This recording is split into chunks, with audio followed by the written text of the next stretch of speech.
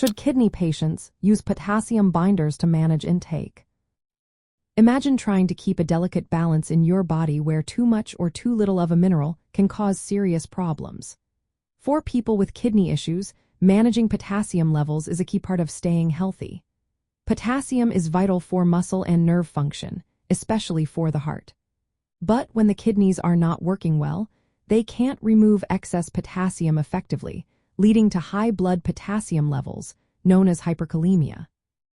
This condition can cause dangerous heart rhythms if not controlled.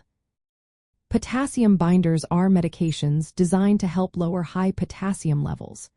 They work by attaching to potassium in the intestines and helping the body eliminate it through bowel movements. Newer options like patiromer and sodium zirconium cyclosilicate are better tolerated and more effective than older medicines.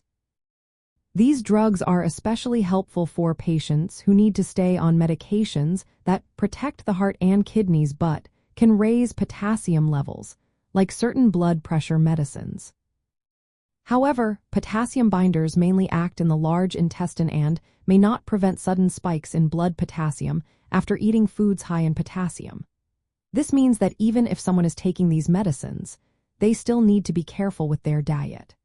Traditional potassium restriction, limiting foods like bananas, oranges, potatoes, and beans, remains important until we better understand how these binders affect potassium absorption from food.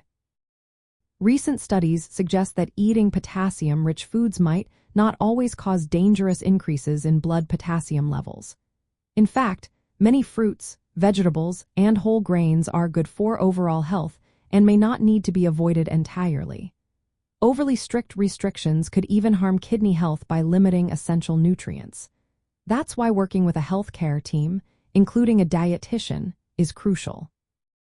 They can help create a personalized eating plan that keeps potassium levels safe without sacrificing good nutrition. In summary, potassium binders are useful tools for managing high potassium levels in kidney disease. They help keep blood levels in check and allow patients to continue important medications. But they are not a substitute for careful dietary management. Eating potassium-rich foods can be safe for many, especially when guided by medical advice. The best approach is to work closely with healthcare providers to monitor potassium levels and develop a balanced, kidney-friendly diet. Always remember, individual needs vary, so personalized medical guidance is essential for safe and effective management.